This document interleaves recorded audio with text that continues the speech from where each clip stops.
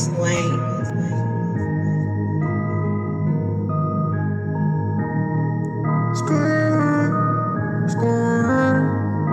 Saint-Pierre, il fait un glace, hey, oh, je vais te casser mon doigt dans le je vais te casser mon doigt dans le je vais te casser mon doigt dans le c'est le iPod podcast, je vais te casser mon doigt dans le je vais te casser mon doigt dans le je vais te casser mon doigt dans le c'est le iPod podcast, oh, je vais te casser mon doigt dans le je vais te casser mon doigt dans le je vais te casser mon doigt dans le comme si j'étais John Jones, je vais te casser mon doigt dans le je vais te casser mon doigt dans le je vais te casser mon doigt dans le c'est le iPod podcast, hey.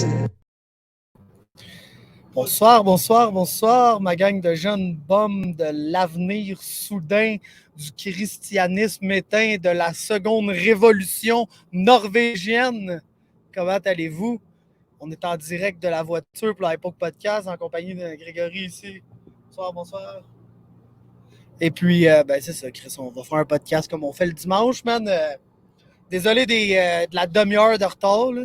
Je pense pas qu'il y a personne qui est en train de tout casser chez eux en disant « Chris, de gang de rats, man, sont en retard! » Mais on était allé au BTC, puis dans le fond, on voulait sortir de la ville de Toronto parce que j'allais léguer le volant au chum Greg, puis je le savais que c'est pas lui que si je le droppais dans un point X à Toronto qu'il allait me sortir de là.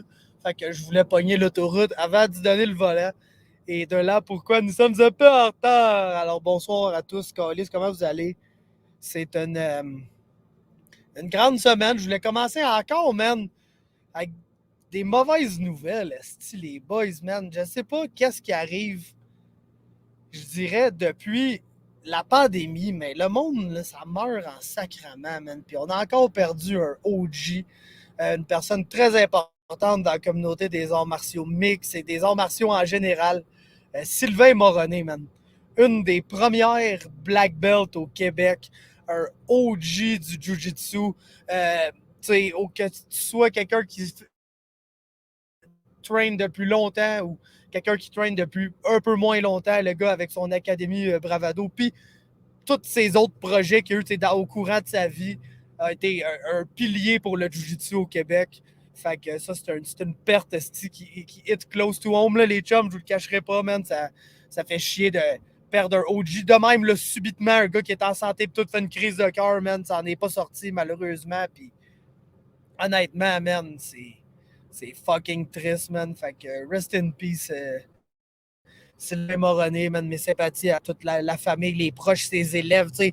Nombre et nombre de mes training partners. Tu sais, nous, on est sur la rive sud de Montréal. Nous autres aussi, là, à Saint-Jean. Puis Bravado, c'était sur la rive sud, c'est à Brossard. Donc, tu sais, veut pas, il y a comme du crossover là, entre ces gyms-là. J'ai des training partners qui étaient ailleurs. Ça arrive.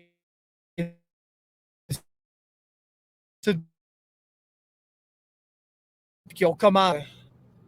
Genre. C'est vraiment triste, man, que tout ça soit arrivé. Fait que rest in peace, Sylvain Moroney, man. Maintenant, on va utiliser la question de Charles pour commencer. C'était comment BTC? Je ne connais pas vraiment cette promotion. C'était bien, man. C'était une bonne soirée de combat. C'était en direct de Burlington, asti, qui est juste passé Toronto. Là. Si vous voulez une comparaison québécoise, je vous dirais que Burlington, là, c'est Saint-Jean-sur-Richelieu, man. En termes de distance de Toronto and whatever, c'est vraiment banlieue, tranquille, beau petit spot. Puis ce que j'ai cru comprendre, c'est le home base là, de BTC. Là, je pense Rob Vevers puis Sherry, les deux qui gèrent la promotion, ils habitent là. Fait que c'était le retour, le homecoming de BTC parce que vous savez, il y a eu la pandémie et tout. Puis là, depuis la pandémie, ils n'avaient pas pu présenter un show devant le public à Burlington. Puis ben Chris, c'est ça qu'ils ont fait hier soir avec la présentation du BTC 15. Avant qu'on rentre dans l'action, Greg Asti, recap-nous ça un peu ta soirée quand tu as trouvé ça en général. Là. Écoute, on a été super bien accueillis. Là. Ça, c'est pas nouveau. Là. Quand on va en Ontario, on est super bien reçus. Puis écoute, je te dirais que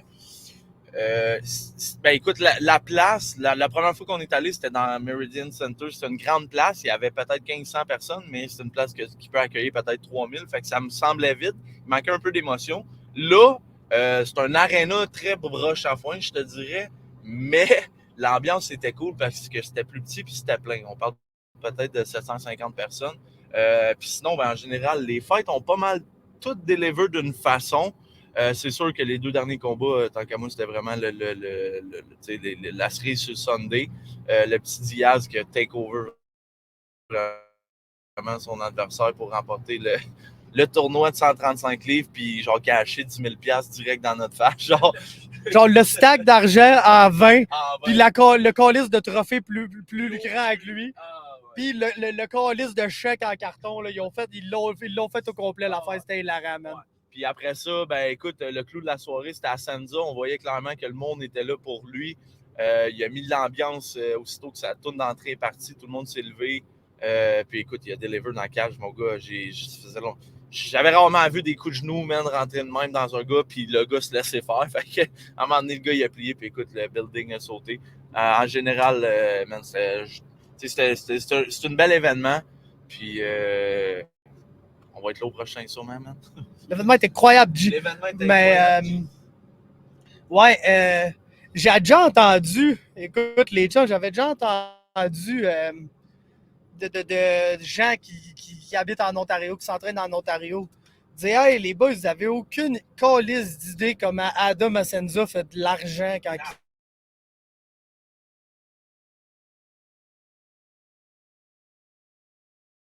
il... » BTC, c'est promotion, elle peut accueillir comme si, mettons, 700 à 1000 personnes environ. Fait que pour les événements, c'est quand ils ne doivent pas le payer tant que ça. Pis tout. Mais hier, j'ai comme compris, parce que littéralement, le gros, tout le tabarnak de monde ou presque qui était là pour voir Adam Massenza. Donc, c'est sûr que le gars, il y a des codes de billets, c'est les billets qu'il vend, puis vraisemblablement, il vend des billets en tabarnak. Fait que, oui, je comprends qu'Adam Massenza doit quand même faire genre de la bonne argent à se battre à BTC. Mais c'est sûr qu'à un moment donné, ça serait peut-être le fun de le voir move up à un autre niveau. Tu sais, c'est un gars qui... Il n'a pas la meilleure fiche ni rien. Là. Je ne sais pas exact. Je ne sais pas pour LFA ou CFFC, honnêtement. Okay. Parce que tu sais, c'est comme... Ces promotions-là, c'est vraiment pour des prospects, genre. Ouais, c'est vrai. Tu sais, souvent, c'est des prospects on the rise ou des gars qui sont vraiment pas loin d'eux, puis ils se battent des main events. Senza, c'est plus genre, tu sais, je veux pas dire journeyman parce que ça n'a pas une bonne connotation en MMA, ce qui est bizarre parce que dans tous les autres sports, c'est un journeyman, c'est parce que tu as une fucking longue de carrière, puis tout le monde te respecte à côté, puis c'est vraiment cool, genre, mais en MMA, c'est un journeyman, c'est pas bon, genre. Mais, ouais, non, c'est vrai, c'est ça en crise. T'essayes de trouver un terme, c'est dur à dire, mais ouais, non, c'est ça. Mais, puis Bellator en ramasse moins des journeymen à cette heure. Ouais. Fait que c'est ça le problème. S'il veut se ramasser dans une grande ligue, je sais pas par où qui passerait, mettons. Non, c'est ça, mais comme je te disais, ça, là, c'est le genre de gars qui pourrait, tu sais, comme tu dis, mettons, UFC Toronto à la fin de l'année, puis là, tu sais, nécessairement, il va y avoir des combats à 155 livres, c'est la plus grosse division, il y a des combats de 155 livres sur basically toutes les cartes ou presque.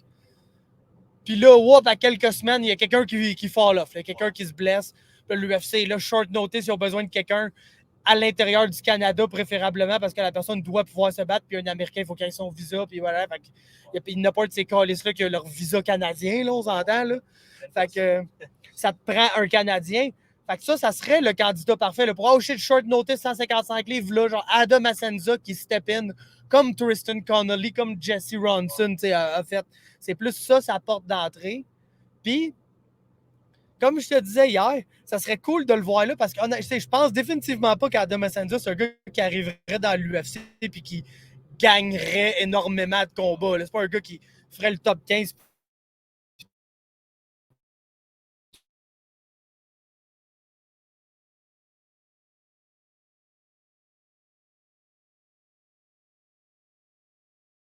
De sa tenue dans l'UFC, man. Fait que, honnêtement, le gros, je pense que ça serait cool pour lui, man, de se rendre là potentiellement, le gros. Sinon, il va continuer de faire son cash à BTCB.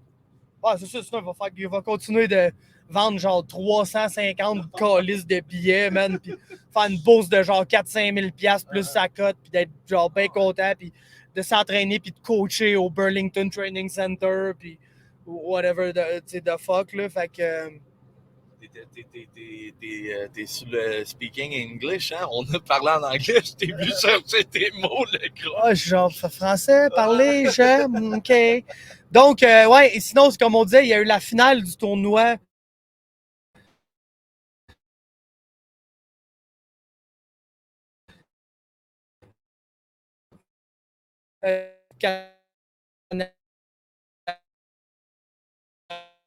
Canadien, à suivre, 1-0 dans leur carrière. Puis la finale, c'était Vinny Diaz puis Alvaro Atmet, deux gars qui étaient invaincus. Atmet, si je ne me trompe pas, était 2-0, Vinny était 3-0 avant ce combat-là. Et puis, tu sais, man, honnêtement, je le savais un peu comment ce combat-là allait aller parce que, oui, j'ai l'impression que Alvaro est probablement le meilleur des deux frères Atmet, genre. Mais les deux, ils ont le même style, viennent de la même place.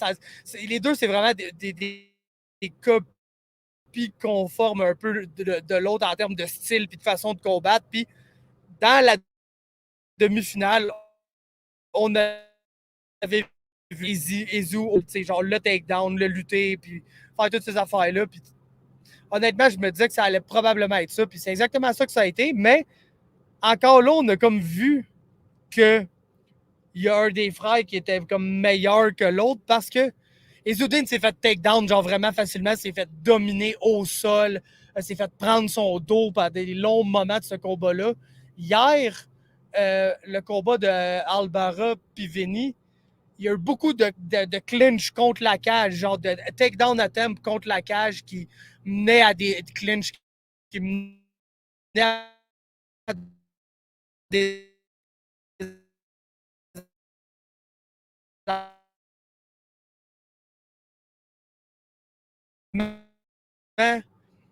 il genre prend même pas la peine d'essayer de set up son takedown avec un overhand où le gars il spam des takedowns genre allègrement, man. Fait que ça a été c'est un match-up horrible, là, basically, là, pour les frères Atmet. Puis Alvaro a mieux fait que son frère. C'est ça que j'essaie de dire. Mais au final, Vinny a facilement dominé les décisions 30-26, si je me trompe pas, même. Ouais. C'est lui ou c'est Loader, ça? Je pense que c'est Loader. En tout cas, bref, on va y arriver à Ryan Loader. Je pense que c'est un nom arténique, ça, avec. Mais, genre, une grosse performance de Vinny Diaz.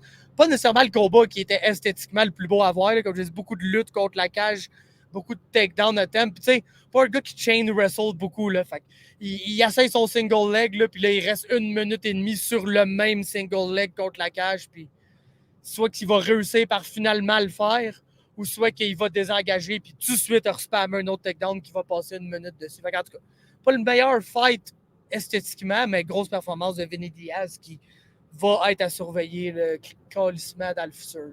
Fait que parlons-en de Ryan Loader, man. Écoute, ça, je savais pas c'était qui. Il affrontait Dorian Dokai, qui était 2-0, qui est un très bon là, prospect en Ontario généralement. Puis. Généralement, ouais. Tu sais, le gars est genre. Il est bon. C'est un bon. C'est le gros grappler middleweight qui il amène tout le monde au sol, prend leur dos, les choke and shit, le gros. Puis. Il a affronté Ryan Loader, puis on était genre, c'est qui ça, Ryan Loader? C'est un Américain, il vient d'où? C'est le coach de wrestling de Team Alpha Male, OK? Puis la raison pourquoi il était là, c'est parce qu'il s'entraîne avec Mike Malott, qui s'entraîne à Team Alpha Male, puis Mike Malott, il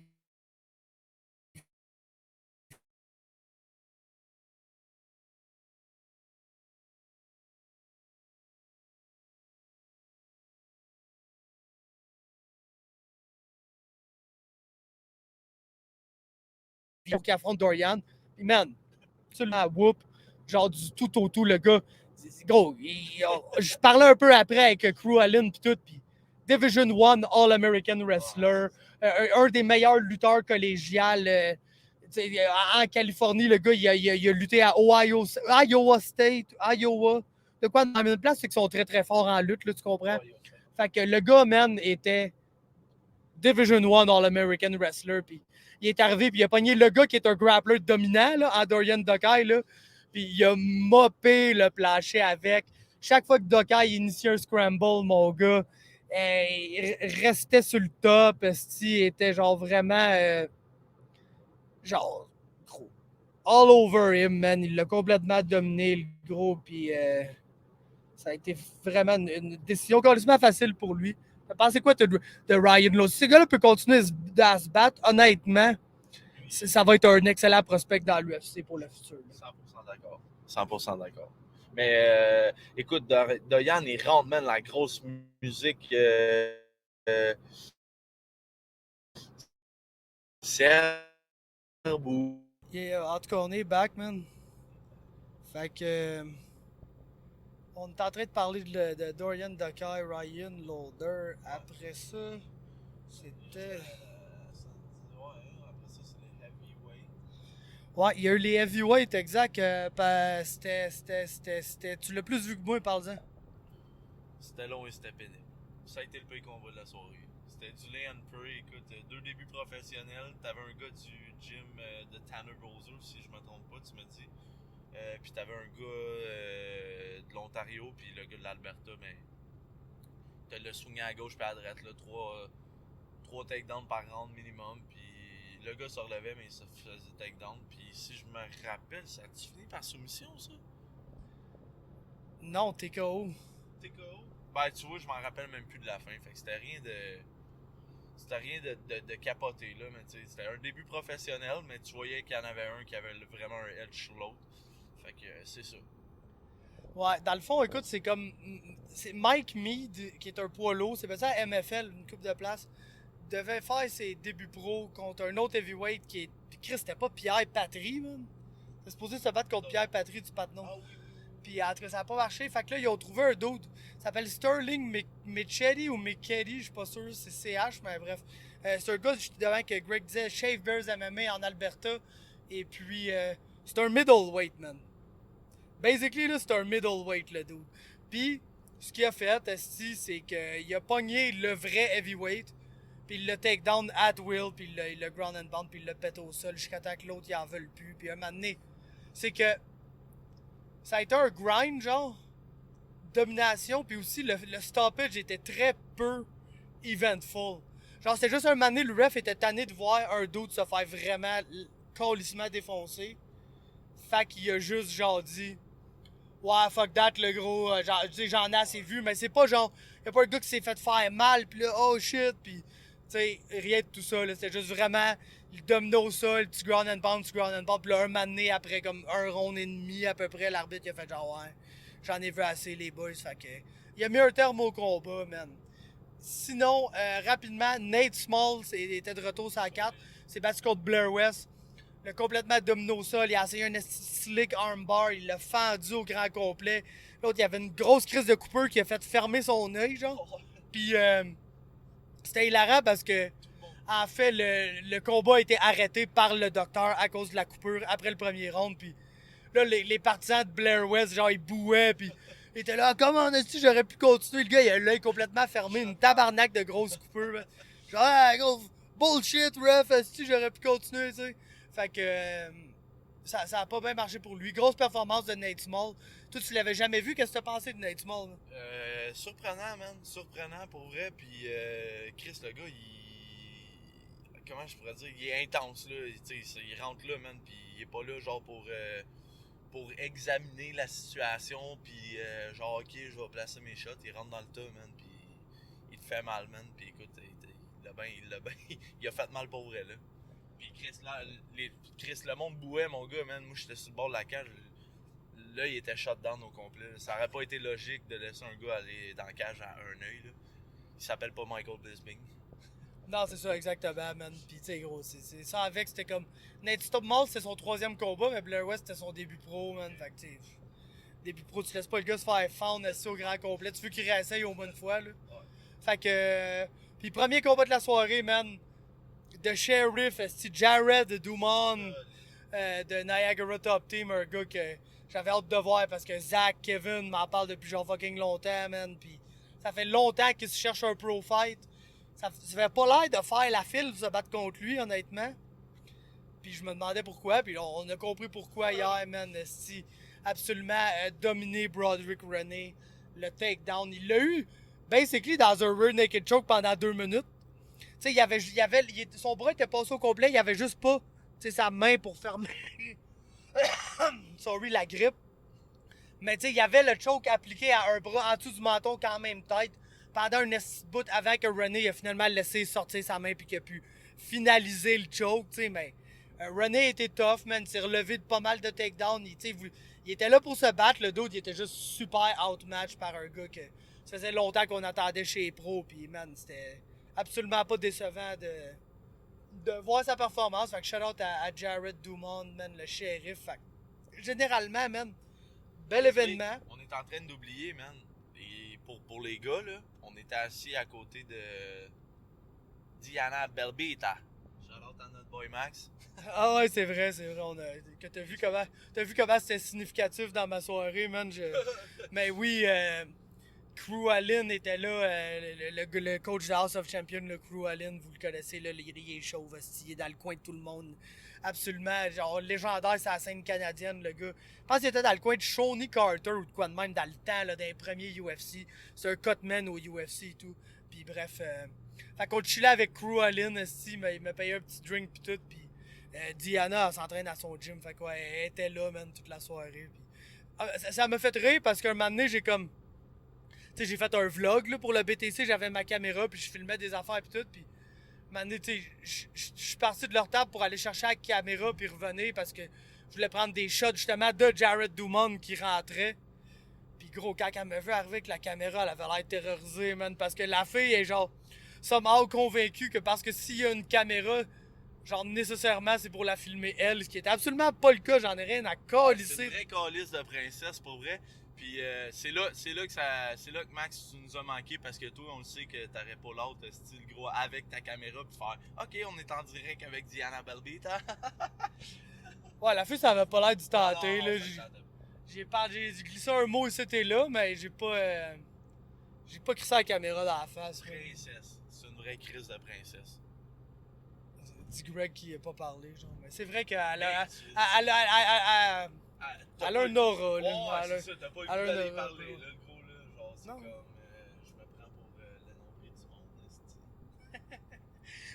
monde, Greg est en train de la diss straight up, man. Moi, Ouais, bon, le seul diss que j'ai pour elle, c'est que c'est pas une super bonne fighter, là. Ben, bref. Bon, Ceci t'as étant encore dit. Qu'est-ce que je dis? Peut-être, le gros, peut-être. Mais, yo, je vais essayer de me rappeler de mes sujets parce que là, je suis rendu sur mon sel, puis mes sujets étaient sur mon sel. Mais, je voulais parler de l'UFC, le gros, mais avant, là, de vous parler de l'UFC, les chums, je voulais vous parler, esti, de quelque chose de très important, man. Quelque chose de plus important que la vie, man, en général, même, je vous dirais, esti.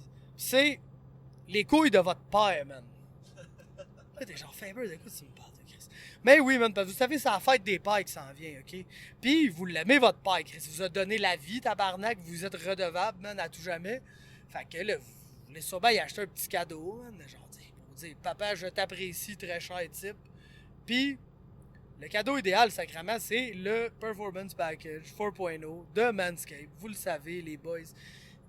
Genre, vous l'avez vous-même, le Performance Package chez vous. Là. Je sais, vous l'avez acheté, le monde qui écoute ça, pis tout. Vous l'avez acheté, puis le Lawnmower, il est incroyable. Toutes les petites crèmes à couilles qu'ils vous donnent sentent bon, man, font du bien, man. Vos couilles se sentent raviviées, quand vous mettez ça, pis tout. Fait que, genre, pourquoi ne pas prendre ce bonheur-là en bouteille ou en trimmer, puis l'offrir à votre père, man, pour dire, papa, je suis reconnaissant que tu m'aies donné la vie, et ainsi, je m'assure que tes couilles sont en santé optimale, que tes couilles sont heureuses, genre, d'être là et d'exister, t'sais. Fait que c'est juste ça que je vous suggère pour la fête des pères, puis ça tombe bien, les chums, parce que si vous voulez faire ça, c'est vrai, mon père, il mérite le Performance Package 4.0 de Manscaped, ou tout autre produit Manscaped, là, d'ailleurs. Vous avez juste à vous rendre au manscaped.com, utiliser le code promo MMA Talk, et puis vous allez être en mesure de vous procurer ces dignes produits qui vont absolument changer la vie et les testicules de votre papa pour le mieux. Fait que je répète, manscaped.com, MMA Talk, le code promo tout ensemble, 20% de rabais, free shipping. Puis c'est ça. Est-ce que le main event d'hier était un early stoppage, Greg? Oui, mais ça aurait été stoppé pas longtemps après, je pense. Honnêtement, là, c'est ce que je pense. Moi, je pense pas, man. Mais toi, tu trouvais qu'il circle là? Ben, ouais. Mais y aurait-tu été capable de circle de même, man, si fucking Herb Dean aurait pas stoppé? Tu sais, parce qu'il circle, mais il circle comme... En tout cas, je sais pas, man. Je sais pas. Honnêtement, c'est ça. Je pense que c'est ça la question qu'il faut répondre pour trouver la Ouais. clé de cette énigme, là, honnêtement, là. Parce que... On est-tu dans Adibou, Calis? Non, parce que... Genre, honnêtement, c'est... c'est dur à dire. Parce que, oui, il a été vraiment sonné par la shot. Puis, par après, ça bug, ça. Je le end, là, je m'en calisse. On va le faire. Le podcast est en audio cette semaine, les amis. Shout-out à vous. Puis, publier, ne jamais supprimer, man. Désolé pour l'interruption. Ceci étant dit, non, genre, clairement, il s'est fait faire mal. Puis après ça, ce qui est arrivé, c'est qu'il s'est fait swarm. Puis là, oui, il était dans le pétrin. Là. Clairement, il était dans le pétrin. Je pense qu'il était à quelque chose de se faire arrêter. Mais comme Herb arrive pour intervenir, tu vois qu'il...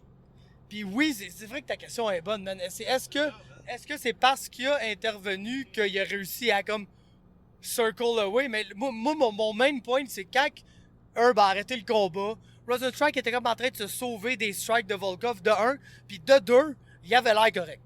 T'sais, il avait l'air correct, puis la réaction immédiate de Volkov, c'est genre oh shit, c'était un peu early, I sorry, puis là il se serre la main, puis là après Volkov est comme un peu content, genre. Fait que tu sais, c'est comme, j'ai l'impression que toutes les parties impliquées ont comme fait genre oh fuck, c'était peut-être un peu early, Volkov peut pas être mad parce qu'il vient de gagner, Herb Dean peut être un peu mad après lui, Rosenstrike est probablement mad. Mais tu sais, écoute, genre, je pense pas que c'est rien de fucked up ni rien, là, honnêtement, le gros, Non, je suis pas mad, là. Je suis pas mad à cause de ça, là. Biggie a le droit d'être mad un peu, mais gros, moi je pense, tu sais, Volkov, s'il y avait une force, le gros, ça a quand même sa précision.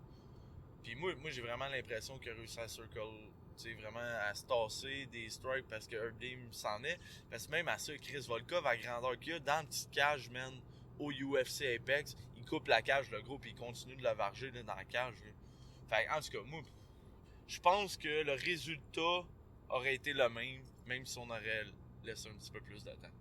Fait que c'est pour ça que je suis pas tant en mad à cause du early stoppage. Si ça en est un. ouais, non, c'est ça. Puis écoute, gros, pour y aller avec la pure vérité, là, On s'en calisse un peu de ces deux fighters-là. c'est à peu près ça, on en a genre rien à calisser de ce qui est arrivé, là. Les chubs, c'est, hey, genre, c'est dur, man. C'est dur de care, genre. Tu trouves pas? C'est dur de care pour ces cartes-là de l'UFC. Tu sais, pourtant, hier, si, mettons, t'étais pour faire une tier list des Fight Night, puis que là, t'es places, que le meilleur Fight Night, c'est les tier lists, c'est genre S-tier, puis après, t'es A, B, C, D, E, F, tu sais, whatever. On en a vu des Fight Night F, on en a vu des E, on en a vu des D. Hier, c'est un C, là. Ouais, C. Pas C+, pas C-, C. Si tu mets des C+, des C-, je suis prêt à y mettre comme C-. Mais c'est C, C-. Ouais, C'est un bon C- ou un C faible. Ouais. Tu sais, si tu veux y aller dans toutes les nuances de la Dans le chose. fond, là, il y a eu entre 60 et 65%. Genre. C'est bon, ça? Genre. Ouais. Fait que tu sais, c'était pas un Fight Night merdique à comparer à ce que l'UFC nous a habitués dans les derniers temps. Mais, somehow, c'est dur de care, man. Puis j'ai l'impression que dans le temps, quand les Fight Night étaient meilleurs à toutes les calices de semaine, on careait plus, même pour les Fight Night, parce que là, tu sais, c'est moins bon que les pay-per-view, mais il y a quand même un tel c'est la carte, un tel c'est la carte. Mais là, quand ces gars-là se retrouvent sur les Fight Night, ils sont tout seuls dans le désert avec un paquet de style de monde qu'on connaît pas, puis ça rend juste ça dur de care, man. Puis on dirait que je care plus pour du monde que je carais avant, parce que le produit est tellement rendu dilué que c'est trop un effort de care, genre. Ben, même leur crise de main event, là, gros, ça a pas d'allure, man. Je trouve que, tu sais, on dit souvent, man, que la carte va changer par rapport aux résultats du main event, là. Tu sais, souvent une carte plate, si on a un bon main event pour closer le show, on est capable de mettre un petit bombe dessus. Mais là, j'ai l'impression que même les main events, c'est pas... tu sais, Volkov, Biggie Boy, tabarnak, man. Je sais pas. Honnêtement, même les title fights, genre. Tu sais, honnêtement, il y a 2 sortes de title fights en ce moment, genre. Il y a des rematchs des trilogies, là, des quadrues, les fucking logies, là. 7 fois Volkanovski contre Holloway, même si Volkanovski a gagné 6 autres, là. Mais c'est soit ça, ou genre des fresh contenders, mais des fresh contenders que c'est juste genre big. Je le ramène souvent, là, mais moi, Easy contre Cannonier, ça me dit fucking rien, ça, là. Y a pas genre un monde où je me réveille pis je suis genre, oh shit, c'est Easy contre Cannonier, à soir, je suis excité, genre. Ça m'excite straight pas, man. Pis je sais pas, c'est pas à cause. Chris, c'est même pas un mauvais challenger. Je sais pas pourquoi ça m'excite pas, je m'en calisse, le gros, c'est comme. Ça manque, là. Je sais pas, dans le temps, les title fights, je te dirais, j'étais excité pour 70-80% des title fights, man. À cette heure, le gros, check ce qui s'en vient, man. Yuri contre Glover, ça va être un bon combat. Est-ce que je suis excité? Non, pas à tout. Holloway, Volkanovski, pas vraiment excité pour la 3e fois. C'est genre, j'adore Max Holloway, mais honnêtement, tous ces derniers combats, ces combats qui ont été les moins bons, c'était ceux contre Volkanovski. Fait que je m'attends pas à un brawl de tous les tabarnaks d'instant ni rien, là. Gros, man, sais-tu quoi? Je suis plus hype pour des combats de Charles Jourdain, man, que ces combats-là. Ben, moi, Holloway, j'ai bien hâte. Easy, je pense qu'il va péter l'autre. Mais tu sais, je trouve qu'il manque de... Les champions, c'est moins des action... Ben, c'est pour ceux qui sont champions un peu, mais ils sont pas électrisants. Non, ça a toujours été de même, Big, là, Chris, ici, la welterweight, là, check les derniers champions, là.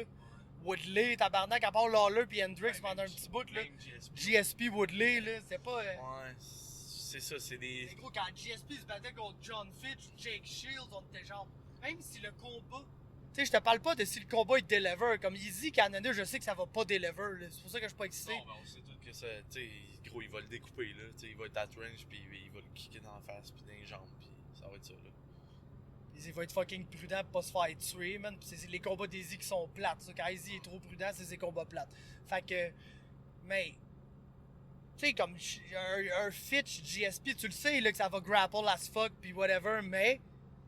T'as quand même l'intrigue de Chris. John Fitch paille contre absolument personne. Pis GSP, c'est le meilleur de tous les temps, man. Fait que c'est comme. T'as de l'excitation, même si tu t'attends que le match-up va pas être incroyable. Là, j'ai pas d'excitation. Ouais, je sais pas pourquoi. J'en ai pas. Hey, tu sais, le gros, c'est... Burgos, Jourdain, ça m'excite en tabarnak. Tu sais, dans toutes les title fights qui sont annoncés live, je sais même pas s'il y en a un qui m'excite. Ben... Non, annoncé, là. Je pense que 278, c'est pas annoncé encore, là. Ouais. On a Pena Nunez, on en parlera même pas. Non, ça, on sait tout comment ça va finir, là. On sait gros, il est bien que ça... mais les champions sont fucking... Easy était le fun avant. Là, il est rendu plus stratégique.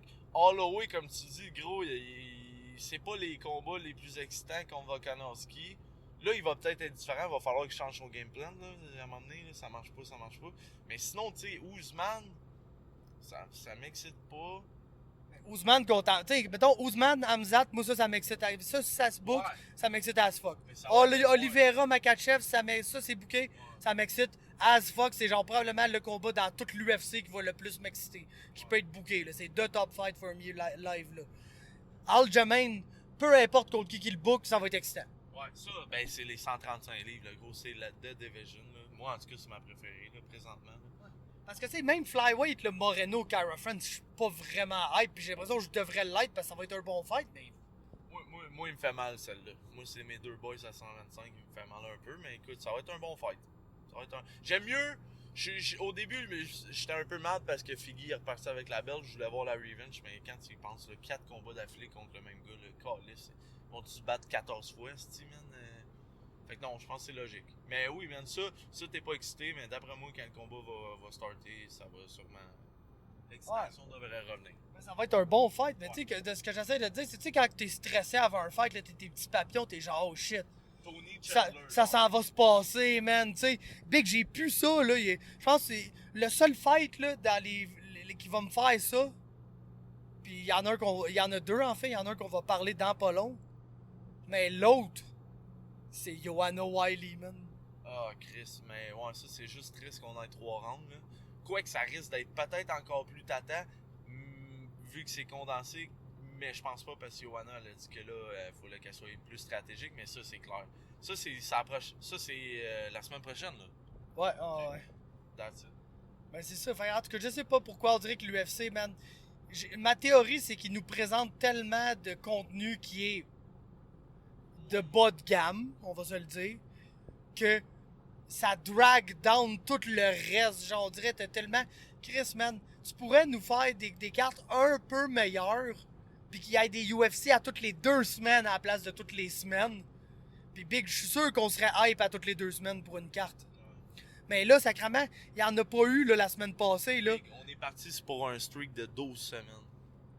Big, il n'y en a pas eu la semaine passée. L'autre d'avant, j'étais à Vancouver, je l'ai pas écouté. Non plus, l'autre d'avant, je l'ai pas écouté. Puis l'autre d'avant, toi, tu l'as pas écouté, moi, je l'avais écouté. Fait que moi, en théorie, ça faisait 2 semaines là, que j'écoutais pas aucun UFC. Fait que j'aurais dû être fucking hype pour la carte d'hier. Puis gros, ça a joué sur mon sel, je l'ai entendu, mais j'ai pas regardé avec mes yeux. Genre plus que 5 minutes en tout et partout de toute la carte. Puis gros, je suis pas plus hype pour la semaine prochaine. Je sais pas pourquoi ça arrive, mais gros, le UFC, vous l'échappez, les chums. S'il fait beau, on va manger des tomahawks, fait que t'as de quoi être hype.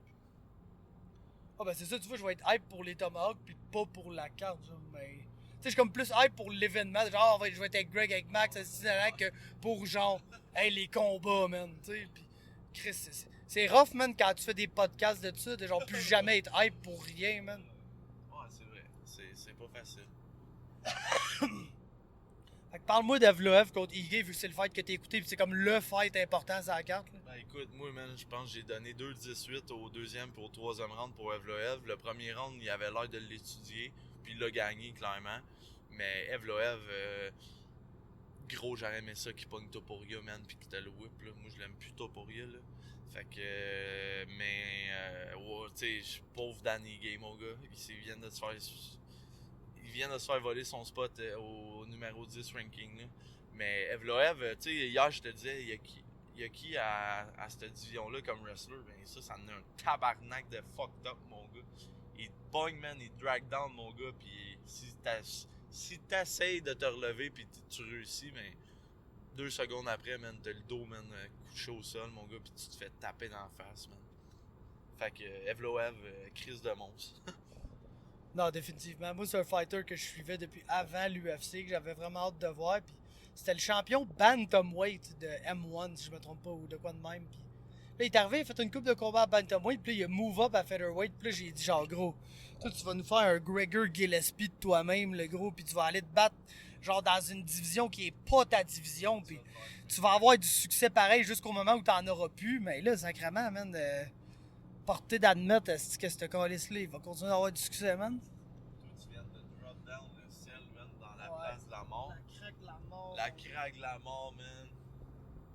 C'est nice rouler en Benz, le gros, mais quand t'échappes de quoi dans le char, là, t'es fait à l'os. Non, à côté, là, je l'ai échappé dans un bad spot en plus, man. Ben, moi, j'ai gagné de l'expérience. Le truc, c'est que tu essaies de le pousser vraiment bien en avant ou bien en arrière, puis tu lèves ou baisses le banc. C'est comme ta seule manière de t'en sortir. Comme là, t'as vu, je l'ai emmené en arrière ici. Fait que je vais pouvoir le récupérer facilement. Bang! esti, j'aurais voulu que vous pouviez voir ça, les chums. Il rééchappe, le gars, il est même plein de pénis, man. Fait que là, on va parler du restant de la carte en jouant à notre jeu, je pense. Ouais. Who Gets Scott, man. Who Gets Scott. Il va falloir que tu me nommes les noms sur la carte, là, parce que, comme que. Mais je pense qu'on a une couple de bons candidats ici. Ouais. Premier d'entre eux, Poliana Botello. Ah ouais, ça, tu me calisses ça, man. Tu me rends. Ah non, je vais faire attention à ce que je veux dire. Ça, tu me coupes ça. Mardi, là, est dans le bac à recyclage. Ah, ben, en tout cas, c'est une fille qui est arrivée dans l'UFC, elle avait du succès. Puis à un moment donné, comme tout s'est écroulé pour elle, puis ça a l'air que c'est dans la catégorie des combattants qu'un moment donné que tout s'écroule, ben, ça revient plus jamais par après. Contrairement à quelqu'un d'autre qu'on va parler dans pas long. Mais bref. Ensuite, Ozzy Osbourne a complètement allumé Zaro Kadachev. Zaro Kadachev a genre une victoire dans l'UFC. Puis sa fiche c'est 4-4. Puis il est à flyweight, une des meilleures divisions. Je ne sais même pas ce qu'il fait là. Fait que je suggérerais de peut-être mettre un terme à sa carrière UFC. Là. J'appuie la demande. Ensuite, moi je coterais Askar Mozarov parce qu'il est laid, il est poche, man. Puis. C'est le dos à 180. Le dos qui s'est fait. Le dos s'est fait exploser par Minifield. Mais il est drôle. Voilà, mais il est drôle, c'est son premier combat, fait qu'il se ferait pas cut, mais moi je le cutterais lui, tu comprends, mais il sera pas cut. Ensuite, ben tu sais, Philly, ouais, c'est ça. Toi, on te coûte, t'es laid. Toi t'es laid, man, sorry, gros. C'est pour ça que Spike Carlisle est plus dans l'UFC d'ailleurs, c'est juste. Mais Il run le show à Bellator, Spike, man. Moi, je l'aime bien. ah, moi aussi je l'aime Spike Carlisle. Mais ensuite, Félix Herrig, que je mentionne ici parce que, tu sais, la fille elle se fera pas cut parce qu'elle a pris sa retraite, là. Fait que, tu sais, shout-out à elle pour sa carrière and shit. Ça a été quand même une pionnière, là, on se cachera pas, là, dans les divisions de poids féminines. Première saison de Tough qui a amené les strawweight, la première division féminine dans l'UFC. Fait que, pas la première division féminine, c'est 135, désolé, mais la première bonne division féminine, la première vraie division féminine qui était pas genre Ronda Rousey, puis All Young, puis genre d'autres gens, là, dont Germaine, puis Liz Carmouche, shout-out à eux. Mais bref, fait que non, c'est une pionnière, puis si Carolina qui gagne après genre 34 défaites de suite, elle gagne. Puis elle est fucking souriante, fucking contente. C'est genre la personne qui a l'air. Tu sais, le gros reverse Diana Belbita. Là. Ah ouais, que genre, elle est vraiment belle, mais qu'elle a aucune idée, man, comment de power qu'elle pourrait avoir, man. Puis moi, les gars, je voulais faire une sieste avant d'aller à BTC parce que Chris, on n'avait pas bien dormi. Ben, j'avais pas dormi beaucoup, là, la veille. Puis Chris, je me suis réveillé, man. Quand j'ai entendu ce son, man, je suis comme, Faber, elle a gagné. Ouais, elle l'a fini, man. J'étais genre, ah! So, my girl, man, Carolina, je suis tellement contente. Puis elle a dit qu'elle s'entraînait avec JJ au American Top Team. So, je pense que. Puis elle a mentionné qu'elle allait le refaire. C'est cool, man. J'étais content de l'avoir, comme tu dis, sur un streak d'à peu près 32 de défaites en ligne. Là.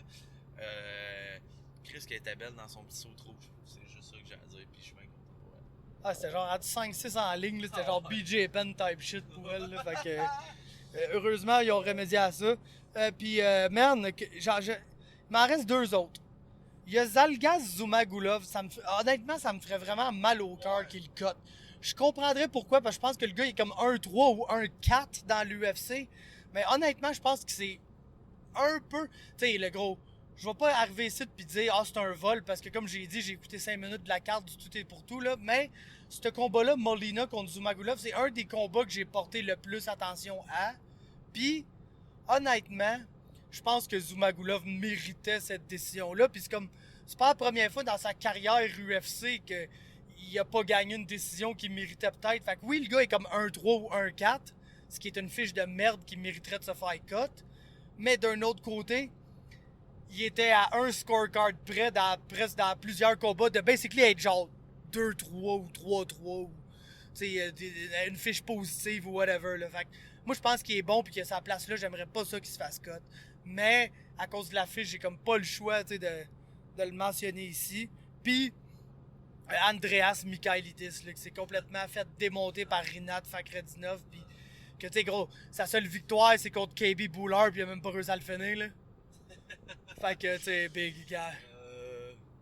Ouais, écoute, ouais. Ouais, c'est ça. Ouais, je pense que c'est bien correct ce que tu viens de dire. Zubagilov, il est pas trop boring, là, tu sais, c'est pas trop un sniffer de jackstrap, fait que je donnerais peut-être un autre petit contrat là, de 3 fights là, pour lui donner une autre chance. Fait que, ouais, c'est ça. Un 4, il doit être sur un nouveau contrat, en fait. Tu vas arrêter de pisser, genre? Ouais, pas de stress. Mais, il est sur un nouveau contrat, je pense, Zumagulov, parce que c'est son 5e fight, mais, tu sais, gros. Il l'UFC t'a cut mid-contract, là, c'est shit, ça arrive. UFC, NFL, same fucking shit. Ah, non, définitivement. Sauf dans la NFL, le temps que t'es là, tu fais du cash en esti, contrairement à l'UFC. Surtout si t'es genre Andreas Michailidis ou Sur un 12 000, puis il est pas capable d'avoir son esti. Il a son show money à tous les fois, mais il est pas capable d'avoir son esti. Genre, dividende de win. Non, c'est ça, définitivement. Donc, on disait tantôt, on a parlé longuement d'excitation, le manque d'excitation. L'UFC ne provoque plus d'excitation, man. Mais là, c'est officiel, les chums. J'en parlais la semaine passée que Jourdain, ça allait pas arriver, dans le fond, sur l'UFC 276. La carte à Easy qui nous excite pas, là. Ça arrivera pas là. Parce que Burgos a besoin de plus de temps. Finalement, je suis calissement content pour lui parce que c'est à l'UFC Long Island. Puis, ça veut dire qu'il va avoir des partisans. Puis, tu le sais que Charles, c'est un gars qui il crave ça, là, genre faire plaisir à la foule, faire crier la foule, faire réagir la foule. Fait que ça aurait été, je pense. Moi, j'haïs pas ça. Ah, ouais, ça. On en parlera direct après, les affaires qui me popent dans la tête. Mais, je pense que c'est un fight qui aurait perdu de sa valeur, pas de sa qualité, parce que ça va être, tu sais, Jourdain contre Burgos, ça va être un esti de guy. Vous le savez, ça va être quoi là? On a déjà parlé du match-up en tant que tel. Je veux pas revenir après là-dessus nécessairement. Mais, ce combat-là aurait perdu de sa valeur au Apex sans partisans. 100% d'accord avec Puis là, il est à l'UFC Long Island, devant un crowd de l'État de New York, que ça fait longtemps en tabarnak qu'ils ont pas eu un Fight Night. Puis Shane Burgos, esti, je pense que c'est un gars de la région, si je me trompe pas. Fait qu'on va sûrement pas full aimer Charles, mais en tout cas, ça va crier. C'est probablement ça. Ben en fait, c'est sur la carte de Yair contre Ortega. C'est pas encore officialisé parce que ce combat-là ne serait jamais officialisé, les chums, là. Mais honnêtement, je checkais la carte, puis je le sais qu'ils vont crisser Amanda Lemos contre Michelle Waterson dans le co-main, là. Mais il faudrait vraiment qu'ils mettent Jourdain Burgos dans le co-main. Ça, c'est un fight qui va me donner de l'excitation. Ça, c'est un fight que je vais avoir les petits papillons de nervosité avant parce que... Au Canada contre les États-Unis, deux astis d'action fighter. Moi, je pense que Charles va aller péter le party à Long Island, là. Mais ouais, comme je te dis, comme tu dis, man, le petit plus, là, ça va être d'entendre les émotions du crowd live. Qui sait, man, peut-être que je vais être là. Peut-être qu'il va être là, man. Ça serait fou, man. Pour vrai, si vous y allez, vous allez partir avec le stick par la caméra. C'est clair. J'en aurais à chier, le gros, là. Tu me filmes ça. Ah ouais, absolument, man. Puis, vous avez pas le choix de meet-up avec Charles après, pis tout, là. Mais je pense que c'est un gros, comme tu dis, ils vont mettre Michel les grosses fesses Waterson en co-main, là. Mais ça serait tellement épique, le gros 2. C'est pas un tournoi parce que le ranking sont trop éloignés, là, mais tu sais, c'est des futurs opponents pour Charles, ça, tu sais. Fait que d'avoir deux estis de fight à 145, que les deux, on le sait que ça va être ultra cave, ça serait juste légendaire qu'ils fassent ça. Mais vu qu'on dit que ça serait légendaire, on doit s'attendre à ce que ça soit pas. Ils vont mettre Charles, genre, soit à la fin des prelims ou au début de la main card. Ah, c'est gros, il est main card garanti contre Burgos, il y a pas. J'espère. Ben, Charles est rendu un main card guy, là, sorry, là. C'est pas parce que c'est je veux pas faire mon hometown boy, là, mais gros, quand t'as un Charles Jourdain, gros, tu veux mettre ça, man, c'est la grosse carte, là. Tu veux pas cacher ça, Calis, man. Gagne perd Charles, man, c'est excitant. Yup, exactement, man. Fait que gros crise de fête, 16 juillet, UFC Long Island. Ça va être un esti de party. Oh, ouais, t'inquiète, j'ai pas oublié, man. C'est un callback, en fait, on revient sur l'excitation. C'est le terme du podcast. Si Sylvain Moroney n'était pas mort, le titre du podcast aurait été excitation. Mais bref, est-ce que le fait que toutes les Fight Nights sont au UFC Apex devant pas ou très peu de monde, pis c'est genre, tu sais, des fois, là, t'as un Fight Night de marde, mais c'est genre, en Australie, là.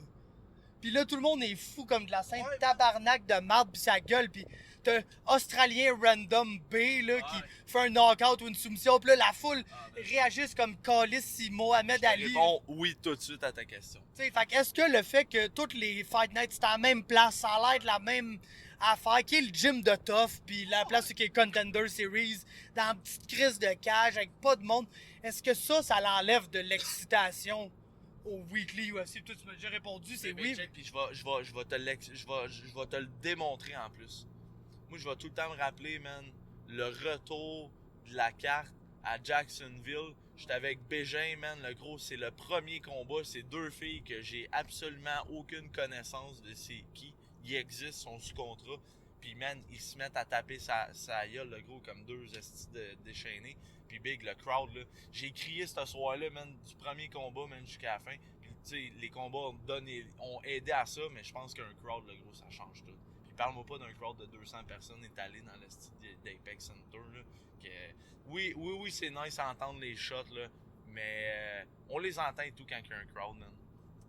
Ouais, c'est ça que je m'en ai fait. Fait que oui, la réponse c'est oui, man. Ça change de quoi. Puis ton exemple d'Australien par rapport, c'est excellent. Ouais, parce que gros, dans le temps que l'UFC était sur la route, je me rappelle des Fight Night australiens pas longtemps après Tough, là, que t'avais justement genre Rich Walsh, puis Vic Grujic, puis tous ces astis random jobbers australiens-là, sur la carte, dans des match-ups le plus favorable possible, donc contre d'autres astis jobbers qui étaient pas UFC level, genre, puis gros, man, quand les Australiens avaient des knockouts ou whatever, ça gueulait comme des estis de singes, man, pis tout. Pis... Man, c'est vraiment... Je pense que ça joue... Honnêtement, ça joue fort dans la balance, là. Autant le niveau dilué d'action que le fait que les cartes sont au Apex en même place. Je pense qu'il y a plusieurs... On est en train de vous présenter un podcast complet de facteurs différents pourquoi l'UFC n'est plus excitant. Puis alors que Greg s'en va, esti... On va changer le sujet brièvement, les chums. Parce que c'est l'heure de parler de Paulo Costa, les chums. Qu'est-ce qui se passe avec Paulo fucking Costa, man? Genre, qu'est-ce qui arrive d'un? Est-ce que c'est lui qui tweet? Ou c'est quelqu'un qui tweet pour lui? Parce qu'honnêtement, il se passe des affaires weird en tabarnak sur son Twitter, man. Puis, ma seconde question... C'est qu'est-ce qui calisse, man? Dans le fond, je vous raconte l'histoire. Si vous n'avez pas entendu l'histoire, ça a été une grosse nouvelle cette semaine quand même.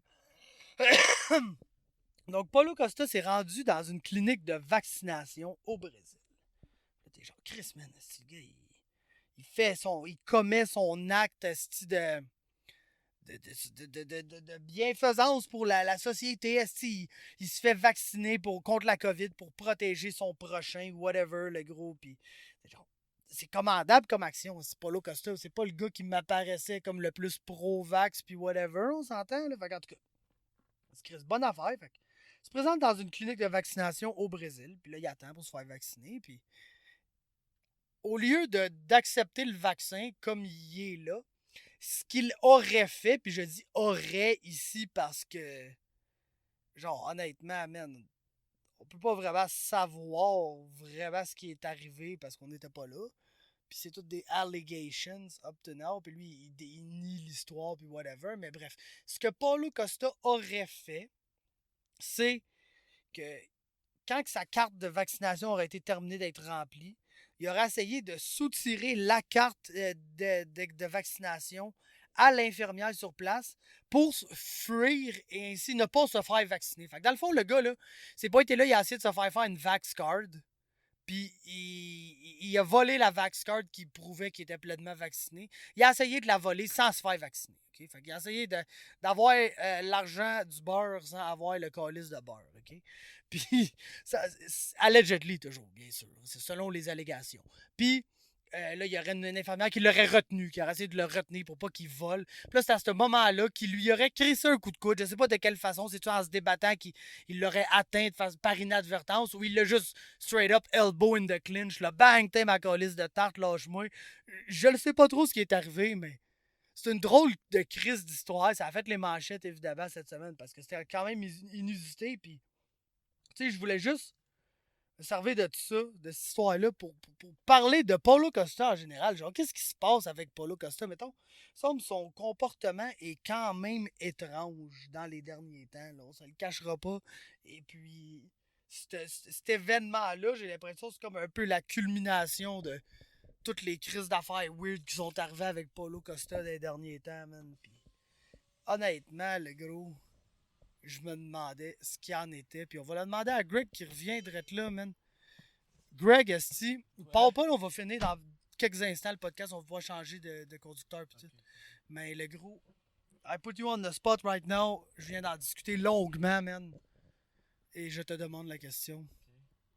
Qu'est-ce qui se passe avec Paulo Costa, man? Gros, ce gars-là, il a besoin d'aide, man. Mais quand ton coach, c'est Capitaine Eric, le gros, c'est sûr que ça me finit mal, là. Tu sais, là. Capitaine Eric, puis l'autre, là, qui traîne tout le temps avec, là. Valide, il se Ouais, ben c'est ça. Quand ton entourage, c'est ces deux personnes-là, ça peut juste ne pas bien aller. Et c'est pas mal ça qui se passe avec Paulo Costa, qui a elbow une fille, man. Esti pour avoir sa carte de vaccin. Mais c'est quoi tu penses? Parce que dans le fond, là, c'est ça que je soulevais. Là, je comprends pas comment ça qui a peur des vaccins. Calis, le gros, il doit se piquer dans le cul, man, depuis qu'il a 14 ans, ce style-là, man. Je pense pas que c'est les aiguilles le problème. Je pense juste que c'est, comme beaucoup de fighters, il y a un problème avec la vaccination en général, là, visiblement. Mais, non, moi, ce que je veux savoir, le gros, c'est comment je veux que tu me décrives la scène, OK? Parce que moi, la manière que ça a été présenté, c'est comme s'ils l'avaient elbow, là, genre, ils sont dans le clinch, là, le gros, là, le bang, aussi, le elbow sur la tempe, la fille, elle tombe à terre, là. Je pense qu'il a essayé de... Sais-tu, elle a essayé de le retenir, puis il a essayé de la repousser, puis il l'a accroché, puis là, elle a dit que je vais faire elbow par peau. C'est ça qui est arrivé, ou il a juste vargé dessus comme un esti de roid rage guy? Moi, je pense que, genre, la madame, elle a essayé de l'empêcher, man, puis gros, il l'a tassé, man, puis à la grosseur qu'il a, c'est sûr que tu vas revoler, puis Chris sûrement qu'il a le coude à hauteur de la face de la madame, là, ça l'excuse pas, là. Mais j'aime pas la personne de Paulo Costa. Le fighter est divertissant. Mais man, abonnez-vous à son compte Twitter, man. Si vous avez un compte Twitter puis vous n'êtes pas abonné au compte Twitter de Paulo Costa, man, vous manquez de quoi. Même Sean Strickland a dit, il dit, je l'aime pas comme personne, mais il dit je le respecte parce qu'il dit encore plus de marde que moi. So, c'est un combat que je voudrais voir, ça, man. Vu que Pereira risque de tuer Strickland. Puis je pense que Costa va battre fucking Rockhold. Moi je veux Sean Strickland contre fucking Polo Borrachina. Puis ça peut durer 12 ans. Il y en a un des deux qui peut s'en aller. Puis ça va être correct pour le monde va se porter mieux, je pense. Je suis pas encore convaincu que Pereira va battre Strickland. Moi. Non, je sais. Pereira, c'est un IQ test. Là. c'est moindrement, si t'as moindrement un cerveau puis tu sais moindrement lutter, si tu peux pas battre Pereira, c'est difficile. Là. Mais bref, ça va nous confirmer si Strickland a un cerveau ou pas, parce que s'il y a bien une affaire qu'on sait pas si en ce moment, c'est bien ça. Mais non, en terminant vite, esti, la nouvelle du jour, esti, de l'heure quasiment. Jesse Ronson, il avait comme mentionné que il y a genre un combat pas mal de la dernière chance. Le gars est au courant là, de sa fiche, puis de comment ça va en général, puis qu'il revient d'une suspension de sauce, basically, puis whatever. Puis que il s'est fait péter par Rafa Garcia, vraiment. Fait que il va affronter. Pis, man, je comprends pas ce style de match-up-là, les chums. Il vient de perdre contre Rafa Garcia, là, qui est correct, là. Decent, c'est decent fighter, mais pas rien d'incroyable. Puis Callis, il donne Vince Pichel, qui selon moi est comme un top 20-25 lightweight au monde depuis genre plusieurs années. Fait que c'est gros, ça ira pas bien, là, cette fight-là. Shout-out à Ronson de dire oui à toutes les fights toujours, man. Mais calisse, man. Bro, dis-moi, c'est quand la dernière fois que ça a bien été pour Jesse Ronson? Contre Nicholas Dalby, quand il l'a complètement droppé puis choqué tout de suite après, mais ça a l'air qu'il était sur des substances puis il s'est fait enlever sa victoire. C'était sa seule victoire dans l'UFC. Le gars va sûrement perdre, se faire cut puis il va avoir 0 victoire officielle dans l'UFC. Ce qui est, selon moi, un tabarnak d'esti de crime contre l'humanité, man. Ouais, mais je comprends, mais ça fait partie du fight game. Mais tu sais, mettons que c'est sa seule victoire justement, puis qu'il se pop pour de quoi, c'est quand même une esti de tâche au dossier. Mais écoute, ça reste Jesse Ronson, il nous a donné des esti de guerre dans notre cours, fait que tout le temps avoir un petit plaisir à le regarder, quoique là, ça risque de pas trop être plaisant si t'es un partisan de Jesse. Non, pis c'est ça, pis il va même pas, tu sais, au moins Jesse Ronson, des fois, il va go down d'une manière le fun, mais là, contre Vince Pichel, il va se faire clincher dans la cage pendant 15 minutes, ça va être genre une fin longue et pénible, man. C'est exactement ça qui va arriver. Calisse, man, c'est triste. Fait que c'est la fin du podcast, les chums. Désolé pour les problèmes de difficulté. Puis le fait que vous écoutez la majorité du podcast par après. Là, fait que, d'habitude, la dernière fois, ça avait bien été sur la route. Là, ça n'a pas bien été cette fois-là. Mais on va essayer de pas refaire ça. Là, honnêtement, le prochain coup, on le fera juste plus tard à la maison. Mais that's what it is. You gotta try things, man. Fait que, merci pour ceux qui ont écouté les 2-3 parties, whatever. Vous êtes des thugs, les chums. Aussi. Je vais te casser mon doigt dans l'œil. Je vais te casser mon doigt dans l'œil. Je vais te casser mon doigt dans l'œil. C'est le iPod podcast. Je vais te casser mon doigt dans l'œil. Je vais te casser mon doigt dans l'œil. Je vais te casser mon doigt dans l'œil. C'est le iPod podcast. Je vais te casser mon doigt dans l'œil. Je vais te casser mon doigt dans l'œil. Je vais te casser mon doigt dans l'œil. Comme si j'étais John Jones. Casser mon doigt dans l'œil. Je vais te casser mon doigt dans l'œil.